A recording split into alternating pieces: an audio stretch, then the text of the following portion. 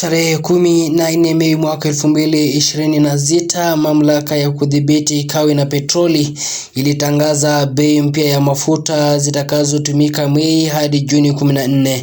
Bei ya diseli ilipanda kwa shilingi 46.29 kwa lita na petroli ikipanda kwa shilingi 16.5.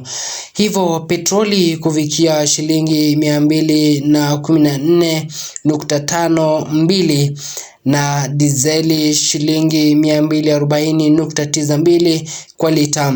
Maandamano ya Jumatatu Mei 18, shughuli za uchukuzi zilisimama maeneo mbalimbali nchini na hata shule zilifungwa, biashara zikafungwa, huduma za hospitali zikakatizwa na miji mikubwa ikizalia mahema.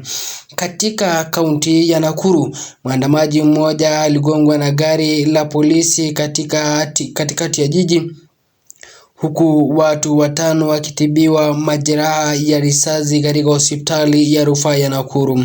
Baada ya mgomo huo, EPR ilitangaza bei mpya ya mafuta kuanzia Jumanne Mei 19 hadi Juni 14, dizeli ikishuka kwa shilingi 10.06 hadi shilingi 232.86 kwa lita. Ingawa waendeshaji walikuwa wakitaka upungufu wa shilingi 46.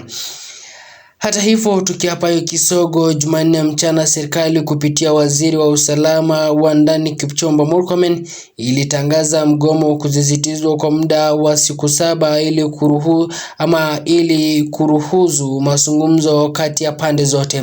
Hali ya sasa unapata msongamano unaoshuhudiwa Nakuru sasa unatokana na usafiri kurejea baada ya siku 2 za mgomo, na Wakenya wengi walilazimika kutembea kwenda kazini wakati wa mgomo, na mazungumzo bado yanaendelea kuhusu bei ya rejareja ya diseli ambayo bado haijatatuliwa kikamilifu.